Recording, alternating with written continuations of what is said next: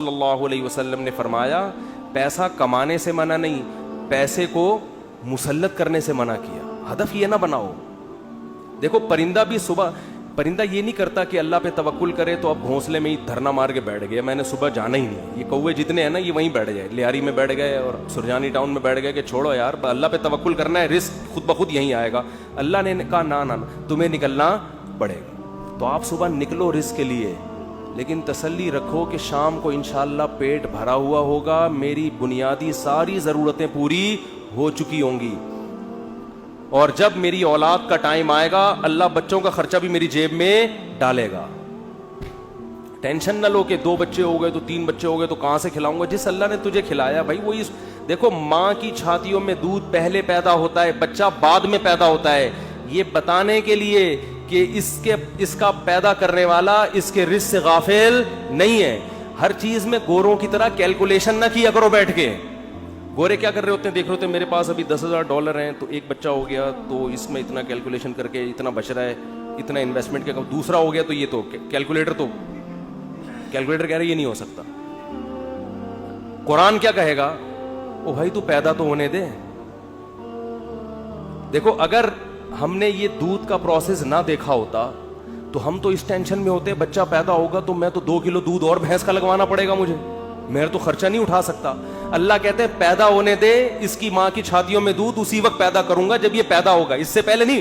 ہم کہتے ہیں نہیں پہلے پیدا ہو ہے بھائی، پہلے ماں کی چھاتیوں میں دودھ آئے پھر ہم دیکھیں گے ہاں بھائی آگے ہے دودھ، اب بچہ پیدا ہوگا۔ اللہ کہتے ہیں نہیں، مخلوق کو آنے دو پہلے، رزق بعد میں آئے گا اس کا۔ تو اس لیے بھائی رزق کمانا ہے، رزق کی ٹینشن نہیں لینی۔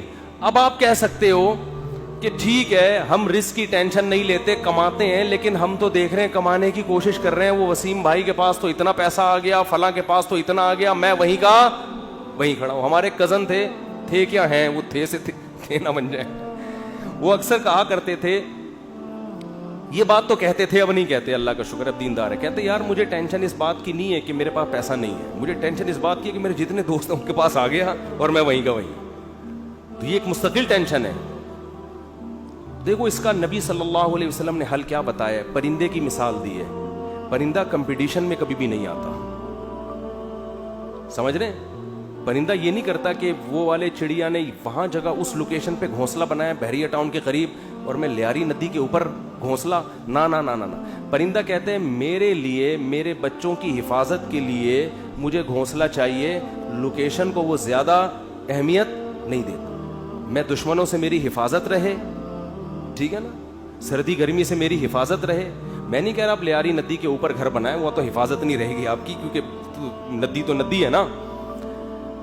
تو آپ نے یہ سوچنا ہے کہ مجھے اپنے گھر میں تحفظ کے ساتھ، گھر والوں کے ساتھ رہنے کے لیے چھت چاہیے، یہ چھت اللہ انشاءاللہ میسر کرے گا، چاہے اپنی ہو چاہے کرائے کی ہو، یہ ٹینشن نہیں لینا ہے۔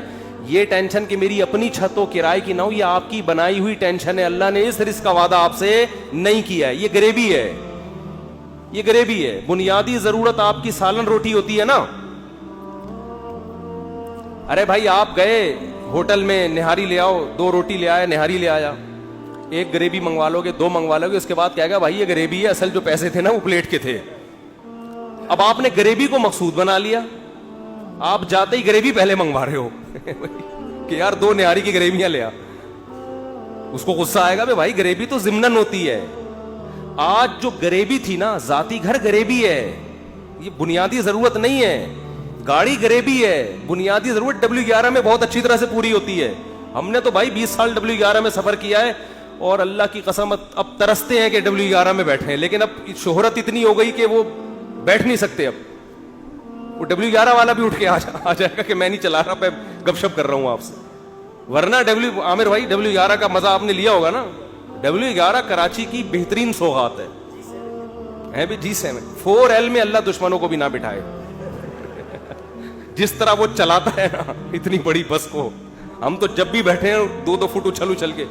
ہمارے ایک جاننے والے ریٹائر آفیسر تھے، لیفٹیننٹ تھے، وہ بیچارے کراچی کی بس میں نا کہیں پچھلی سیٹ پہ بیٹھ گئے، اسپیڈ بریکر پہ جب اچھل کے دھڑام سے نیچے گرے، ان کی ریڑھ کی ہڈی میں مسئلہ ہو گیا، اسی میں ان کی موت واقع ہوئی ہے۔